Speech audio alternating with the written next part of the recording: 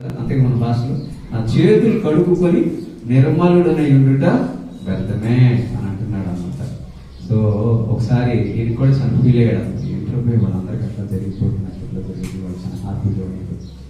నాకైతే హ్యాపీ లేదు, వాళ్ళకి చాలా డబ్బులు ఉన్నాయి, నేను బ్యాంక్ బ్యాలెన్స్ మెయింటైన్ చేయడం చాలా కష్టం అవుతుంది అర్థమైందా అన్ని అనుకున్న తర్వాత సరే వాళ్ళలో కలిసిపోతావా అని అంటే ఏమంటాడు తెలిసి కూడా 25వ వచనంలో ఆకాశమందు నీవు తప్ప నాకెవరున్నారు, నీవు నాకుండగా లోకముల డబ్బులొద్దు, క్షేమం వద్దు, లాభం వద్దు, 2-3 బ్యాంకుల అకౌంట్ అదేమొద్దు, నువ్వు ఉంటే నాకు చాలు ప్రభు అని అన్నాడు. అర్థమైందా? ఈయన కూడా అదే ఫీల్ అయ్యాడు.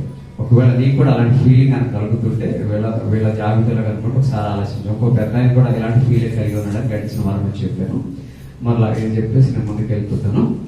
ప్రసంగి గ్రంథం 8వ అధ్యాయంలో 10వ వచనంలో ఈ ప్రసంగి అనేటువంటి ఆయన కూడా ఇలాగ అనిపిస్తుంది అన్నమాట. మరియు దుష్టులు క్రమముగా పాతి పెట్టబడి విశ్రాంతి నొందుటయు, న్యాయముగా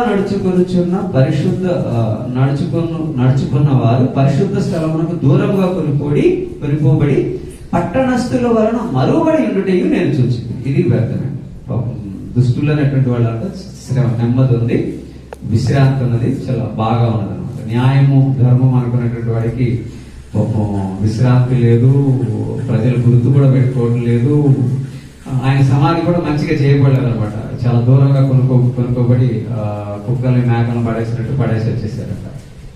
ఆ తర్వాత 11వ వచనంలో దుష్క్రియలకు తగిన శిక్ష శీఘ్రంగా కలుగుకపోవడం చూసి మనుషులు భయము విడిచి హృదయపూర్వకంగా ఏం చేస్తున్నారట, చాలా మంది ఇప్పుడు చెడ్డోళ్ళు అందరూ కూడా వర్ధిల్లుతున్నారు.